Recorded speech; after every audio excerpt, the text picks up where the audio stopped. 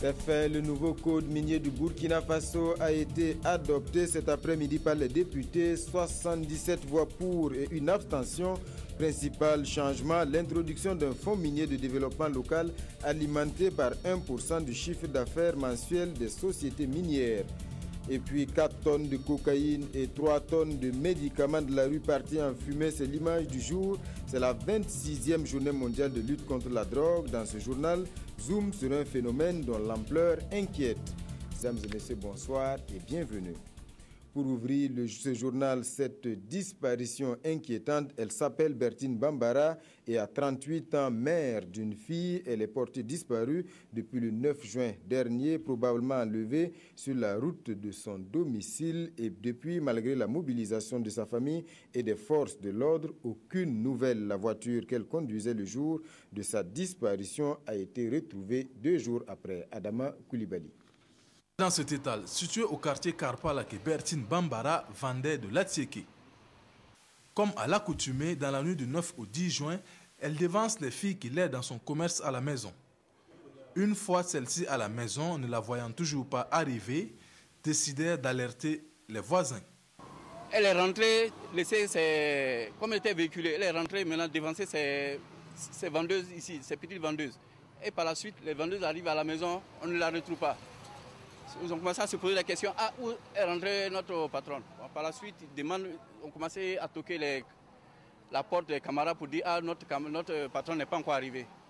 On a essayé d'avertir la police, la gendarmerie, un peu partout, jusqu'à présent, sans de nouvelles. On n'a pas de nouvelles. Elle roulait à bord de ce véhicule de type 4x4 qui sera retrouvé 2 jours plus tard au quartier Patte-d'Oie avec ses chaussures à l'intérieur. Je demande à l'opinion nationale d'aider vraiment la population parce que vraiment les femmes souffrent beaucoup. Les femmes sortent et n'arrivent pas à rentrer. La dernière fois, on a entendu qu'ils ont assassiné une femme, enlevé les seins, plus une partie de ses membres. Puis on l'a vu dans le caniveau. On était obligé, on ne savait même pas quoi faire. On allait voir même ça, son corps à Yalgado.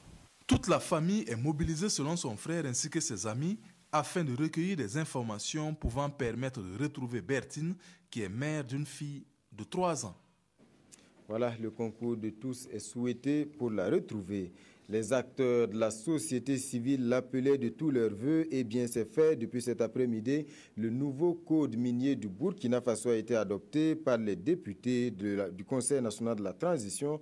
215 articles regroupés en 9 titres et un changement majeur, la mise en place d'un fonds minier de développement local alimenté par 1% du chiffre d'affaires mensuel des sociétés minières.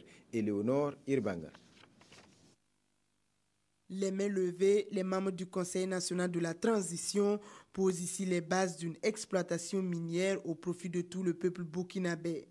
Le nouveau code minier est en effet voté ici à 117 voix pour et une abstention. Avec son ambition de maximiser les retombées positives de l'exploitation minière sur le développement socio-économique, il comporte des innovations qui prennent en compte la protection de l'environnement minier et les directives des organisations d'intégration régionale en matière de politique minière commune. Il prévoit aussi un fonds pour le financement de la recherche géologique et minière et de soutien à la formation sur les sciences de la terre avec le maintien du fonds minier de développement local. Et vous savez, les sociétés minières ont des chiffres d'affaires colossaux. C'est parfois des questions de 7 000 milliards, 12 000 milliards de chiffres d'affaires. Et la commission et l'ensemble des députés ont dit c'est pas possible. On ne peut pas garder 0,5. Ensemble avec le gouvernement, par consensus, on a fait évoluer ce taux-là à 1%. Le nouveau code impose, entre autres, un cahier de charges aux détenteurs de permis de recherche et aux bénéficiaires d'exploitation artisanale, l'institution d'une taxe spécifique sur les transactions portant sur les titres miniers et la possibilité de suspendre ou de retirer les titres miniers lorsque les nécessités de l'ordre public l'exigent. Nous sommes très satisfaits aujourd'hui. Et nous nous réjouissons que le CNT ait pu adopter cette loi qui est en gestation depuis quelques mois déjà. Pour une vulgarisation du nouveau code, le ministère en charge des mines prévoit sa traduction dans les principales langues nationales et sa propagation dans les zones impactées. du changement en vue dans les textes régissant les partis politiques au Burkina Faso. Le dossier n'est pas encore au CNT, mais l'on est en bonne voie. Un avant-projet de loi est en cours d'examen à Kombisiri. Une attention particulière est portée sur les conditions de création des partis politiques et sur les mécanismes de leur financement. Mais comme on va le voir, tous ne sont pas d'accord avec son contenu. Amandine Lalsaga. Sur un total initial de 94 articles, 59 ont fait l'objet de débats et de modifications.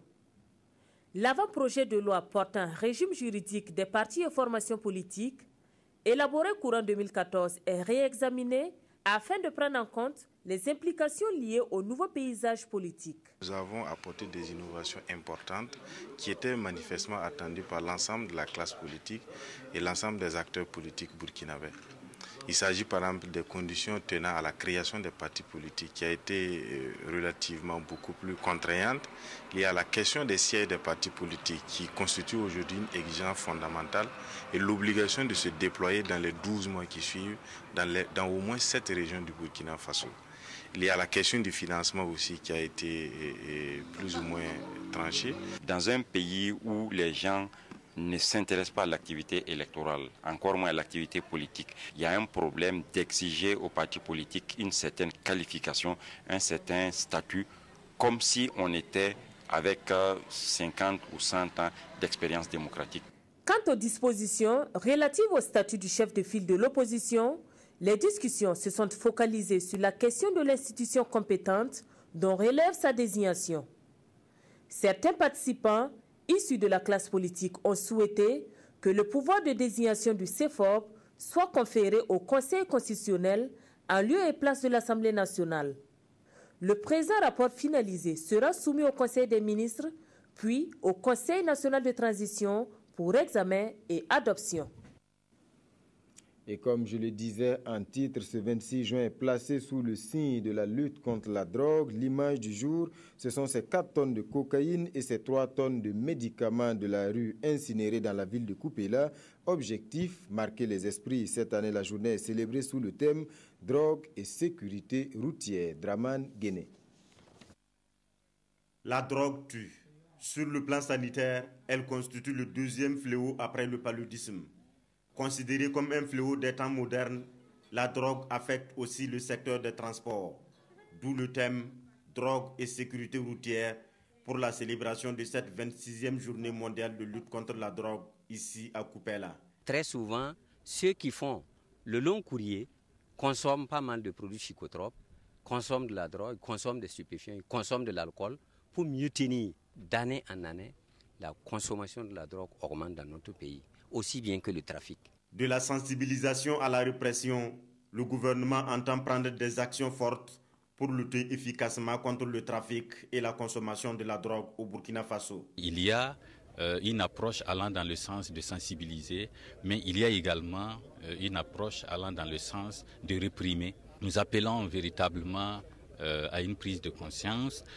Nous appelons les forces de sécurité, les forces de défense, mais de façon générale, les acteurs d'application donc de la loi, à être beaucoup plus vigilants pour faire en sorte que nous puissions endiguer le phénomène. Symboliquement, 4 tonnes de cocaïne et 3 tonnes de médicaments de la rue sont ici incinérés pour attirer l'attention de tous sur la gravité du phénomène. Tout le monde est donc mis à contribution pour lutter efficacement contre la consommation de la drogue au Burkina Faso.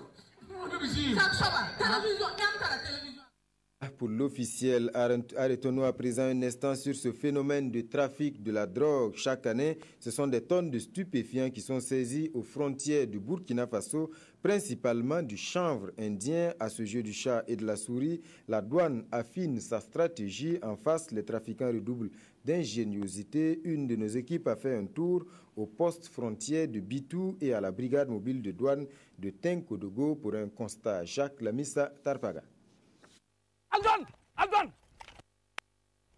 La scène se déroule à quelques pas de la frontière du Ghana après le poste de Bitou. Les agents de douane tentent une embuscade à un groupe de trafiquants de drogue. L'un des 3 délinquants est neutralisé et conduit au poste avec toute la drogue saisie, du cannabis, encore appelé chanvre indien. Cette simulation traduit la réalité des interventions douanières dans la zone. Mais la plupart de ces interventions se déroulent la nuit. En 6 mois, les douaniers de Bitou ont saisi plus de 500 kg de cannabis. Ici transitent environ 400 gros camions par jour. Toutes les marchandises en provenance de Togo sont prises en charge au niveau du poste juxtaposé. Maintenant, nous sommes chargés donc de nous occuper des marchandises en provenance du Ghana. La fraude a changé véritablement comment on appelle, de circuit. En vérité, la fraude même passe par les voies légales même que par la bourse. Vous avez vu aujourd'hui le monsieur qui était dans son véhicule personnel qui a voulu véritablement pour dire qu'en vérité, il ne transportait pas quelque chose. Il y a aussi des cas de transport de personnes qui viennent et qui, en tout cas, des gens qui profitent de ce canot-là pour pouvoir faire entrer en tout cas des produits prohibés ou encore des produits de fraude. À une soixantaine de kilomètres plus loin, à Tenkodogo, la brigade mobile veille au grain. Les trafiquants qui auront échappé au dispositif de Bitou ont en face les patrouilles et autres stratégies mises en place. Dans les temps, nous avons affaire à des gros ballots, voilà, facilement identifiables. Et maintenant, qu'est-ce que j'ai trouvé? C'est très simple. Il faut donc réduire le volume des colis de telle sorte à aboutir donc à des plaquettes. Et tel que présenté, je crois qu'il faut être très vigilant pour savoir que, par exemple, ces colis-là contiennent des stupéfiants. 3 tonnes de drogue ont été saisies par cette brigade entre 2012 et 2014. Et pour renforcer l'efficacité des douaniers, 2 brigades sont créées à Garango et à Ouarghaï, il y a seulement 5 mois. Ces actions contre le trafic de drogue, en plus des risques, se font avec peu de moyens, sans compter les populations qui s'érigent en obstacle parfois. Pour peu qu'on saisisse quelque chose, vous voyez souvent, vous entendez qu'on a brûlé ça, voyez, les maisons des gens, les biens. Donc ça fait qu'en vérité, nous sommes véritablement vraiment dans une zone, un peu dans un moment de tourmente. Avec, n'est-ce pas, la recrudescence du banditisme qui entraîne son lot d'insécurité, il y a également que de plus en plus la population, en tout cas, ne comprend pas très bien l'action de la douane. Voilà. Et ça veut dire que les fraudeurs bénéficient, si vous voulez, d'une complicité qui ne dit pas son nom. La région du centre-est est frontalière avec le Togo et le Ghana. Une des solutions pour combattre le phénomène est la mise en place d'une stratégie commune aux différents pays, car la porosité de ces frontières est une véritable aubaine pour ces trafiquants de stupéfiants et autres produits nuisibles à la santé humaine.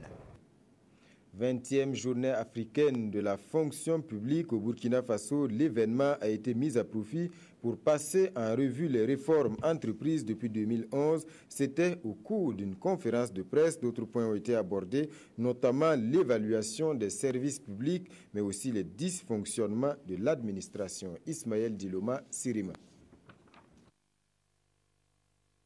La relecture de la loi 013 est en cours et les concertations vont bon train. Cette annonce a été faite par le ministère de la fonction publique à l'occasion de la 20e journée africaine de l'administration et de la fonction publique. Ce fut également une occasion de présenter les réformes entreprises par ce département ministériel qui ont abouti à certaines actions telles que la promotion des services en ligne ou e-gouvernance.